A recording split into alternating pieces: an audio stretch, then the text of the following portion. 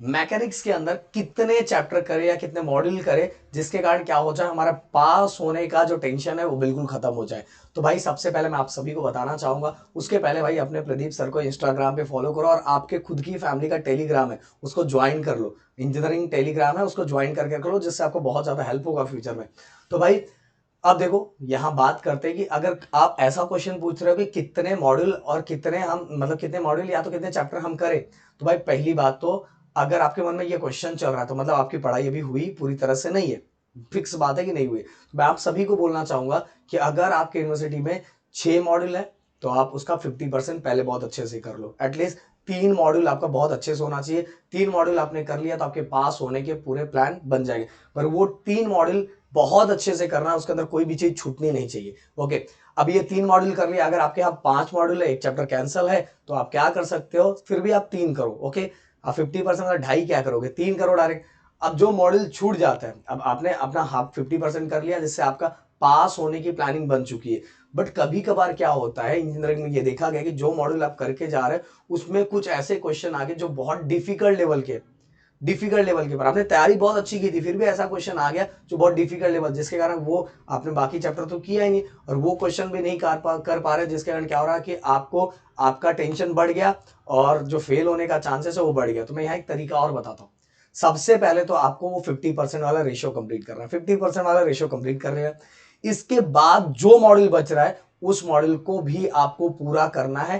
पास होने के बाद, पास होने की प्लानिंग होगी, अब स्कोर करने की प्लानिंग करनी है।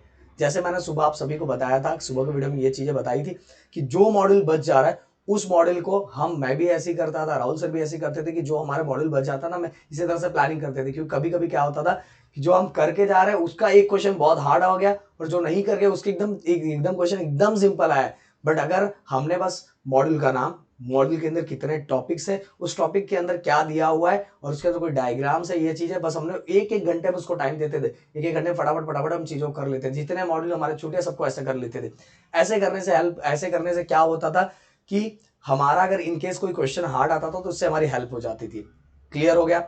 अब भाई अगर आप मैकेनिक्स के पेपर में ये आके बाहर बोलते हो कि आपका मान लो कितना 70 मार्क्स का पेपर है, कहीं 80 का भी होता है। ओके, तो अगर मान लो कि आप बाहर आके ये बोलते हो कि मैंने इतने का अटेम्प्ट किया, मैंने 50 मार्क्स का अटेम्प्ट किया, 60 मार्क्स का अटेम्प्ट किया, तो बिल्कुल गलत बोलते हो। आपको अटेम्प्ट जितने का आपका पेपर होगा, जितने भी आपके यूनिवर्सिटी में जितने मार्क्स का पेपर होगा उतने मार्क्स का फुल अटेम्प्ट करके आओ। बोले कैसा क्वेश्चन आता ही नहीं सॉल्व करने, कैसे अटेम्प्ट करो। भाई देखो, एक चीज मैंने बार बार बताई है कि बोर्ड एग्जाम के सिस्टम अलग होता है। इंजीनियरिंग में बहुत बार ऐसा देखा जाता है या ग्रेजुएशन में हर सेक्टर में ये देखा जाता है कि जो हम सोचते हैं ना मेरा पेपर बहुत अच्छा गया बहुत अच्छा गया, उसमें बहुत कम मार्क्स आते हैं, बहुत ज्यादा कम मार्क्स आ जाते हैं। और जो सोचते हैं बहुत हार्ड गया उसमें बहुत अच्छा स्कोर हो जाता है। तो मेरी बात समझ में आ रही, तो मैं कहना क्या चाहता हूँ, कहना ये चाहता हूँ कि अगर आपको कोई क्वेश्चन है जो आपको आ ही नहीं रहा है, तो भी अगर आपने सुना है उसके बारे में, जो भी सुना हो जहां से भी सुना उसके बारे में लिखना स्टार्ट करो। इस तरह से इतना क्लीन लिखो ना कि पेपर चेक करने वाले को भी हो जाए कि हाँ ये लगता है, क्योंकि वो लोग बहुत फटाफट फटाफट पेपर चेक करते हैं।